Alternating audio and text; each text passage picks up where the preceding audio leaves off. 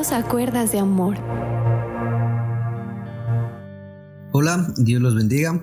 Qué gusto saludarlos. En el día de hoy tendremos nuestro tercer programa sobre las señales del fin. Y para este programa hablaremos sobre la apostasía. La apostasía significa abandonar públicamente la fe, dejando de lado las enseñanzas y preceptos que hasta ese entonces estaba comprometida una persona a seguir y a respetar. Como apostasía se denomina en el seno de la iglesia cristiana el rechazo por parte de una persona anteriormente cristiana de la doctrina y la fe predicada por Jesucristo. En este sentido, es un concepto que se emplea para describir la renuncia voluntaria y consciente de la fe en Dios. Tanto el apóstol Pablo como el apóstol Pedro advierten acerca de la apostasía que sobrevendrá en los últimos tiempos. Ambos nos dan claras señales que es preciso tener en cuenta porque ellas se están empezando a cumplir ante nuestros ojos. En 2 de Pedro, capítulo 2, versículos 21 y 22, las escrituras dicen lo siguiente: porque mejor les hubiera sido no haber conocido el camino de la justicia que después de haberlo conocido volverse atrás del santo mandamiento que les fue dado. Pero les ha acontecido lo del verdadero proverbio: el perro vuelve a su vómito y la puerca lavada a revolcarse en el cieno. En la palabra de Dios, en 2 de Tesalonicenses, capítulo 2, versículo 3, el apóstol Pablo está hablando acerca de la venida de nuestro Señor Jesucristo. En la época en que Pablo escribió esta epístola, parecía muy inminente la venida del Señor y muchos estaban vendiendo sus posesiones y dejando sus trabajos. Muchos estaban haciendo los preparativos porque ya venía el Señor. El mismo Pablo lo había anunciado en la primera carta a esa misma iglesia, pero aquí, al ver Pablo las medidas que los hermanos estaban tomando, él les hace una advertencia, y es lo que leemos aquí en el versículo 3 sobre la segunda venida de Cristo. Dice la palabra: nadie os engañe en ninguna manera, porque no vendrá sin que antes venga la apostasía y se manifieste el hombre de pecado, el hijo de perdición. Y luego, también más o menos en el mismo tiempo, muy cerca del tiempo de la apostasía, y como culminación de la apostasía precisamente, ¿qué más se va a manifestar? Al final del versículo 3 lo dice: el hombre de pecado, el hijo de perdición. Más abajo, el versículo 8 y 9 dice: aquel inicuo. ¿Quién es ese? Ese, pues, es el anticristo, personaje del cual hablamos en el programa de ayer. Por lo tanto, no nos extrañemos que estemos comenzando a ver la apostasía, porque ella es la antesala del regreso de nuestro Señor Jesucristo. En 2 de Timoteo, capítulo 3, se nos muestra en qué va a consistir o en qué está consistiendo esta apostasía de los postreros días. La palabra de Dios dice: también debes saber esto, que en los postreros días vendrán tiempos peligrosos. La palabra peligrosos se puede traducir también como trabajados.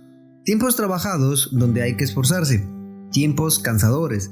Los postreros tiempos para los cristianos serán tiempos de agotamiento, en que parece que hay un gran peso sobre el corazón que impide caminar con agilidad, con diligencia. Tiempos trabajados, porque cuesta mantener la fe, porque el gozo de la salvación pareciera que rápidamente se pierde, porque cuesta caminar en santidad, porque el ambiente está corrompido, porque el pecado ha sobreabundado. Los cristianos de los postreros días deben saber esto: por causa de la apostasía, el amor de muchos se enfriará y será difícil caminar. Son tiempos peligrosos y agobiantes. En el versículo 2 de 2 de Timoteo capítulo 3 se comienza a explicar por qué serán tiempos trabajados y peligrosos. Veamos el verso 2. Porque habrá hombres amadores de sí mismos. ¿Se ha encontrado usted por casualidad con alguno de estos? Ellos son idólatras, y el principal fetiche en su idolatría son ellos mismos.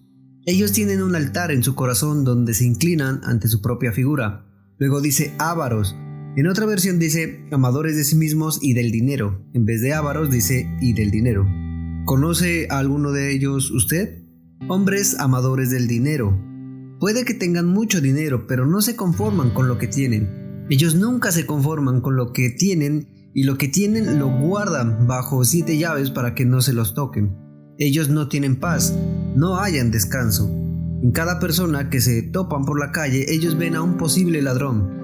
Cada persona que toca a su puerta es para ellos alguien que viene a pedirles dinero.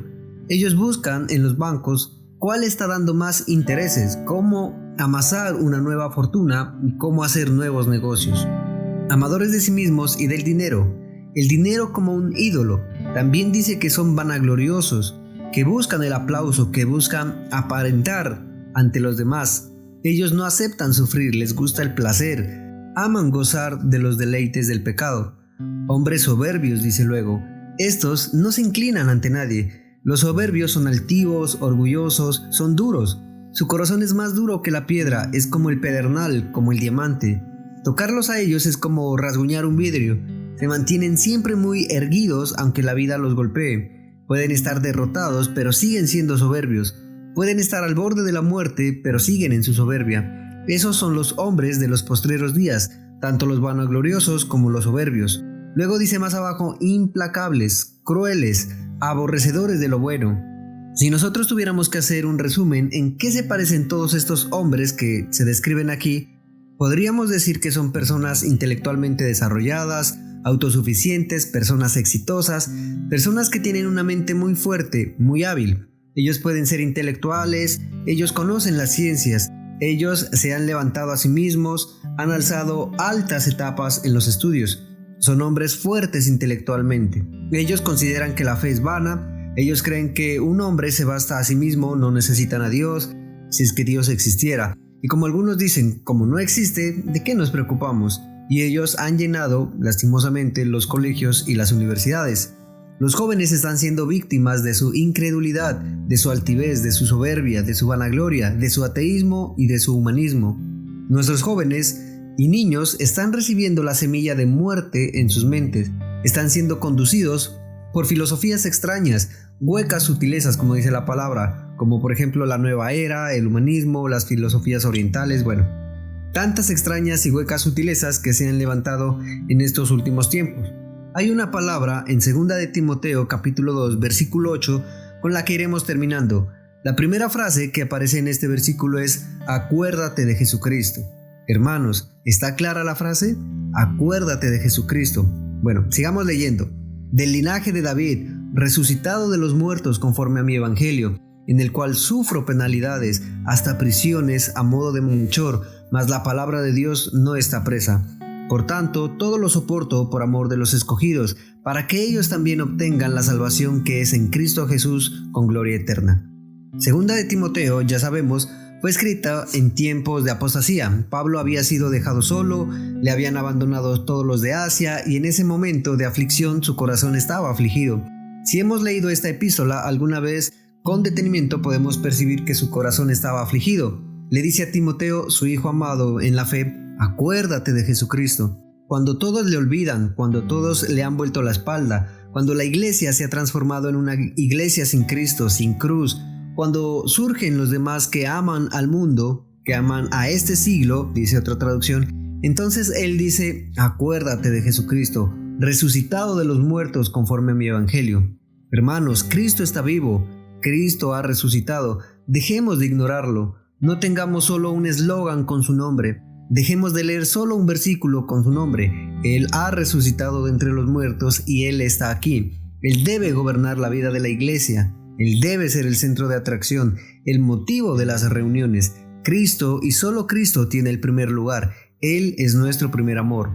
Parece tan raro que Pablo le diga, acuérdate de Jesucristo resucitado de los muertos, como si Timoteo no lo hubiese sabido.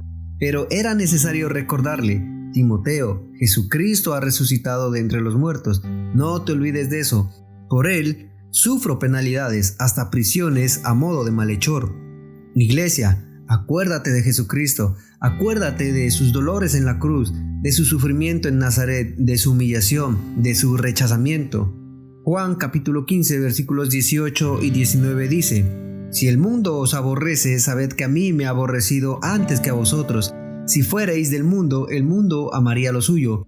Pero porque no sois del mundo, antes yo os elegí del mundo, por eso el mundo os aborrece. Los cristianos están perdiendo el sabor, la sal se está desvaneciendo.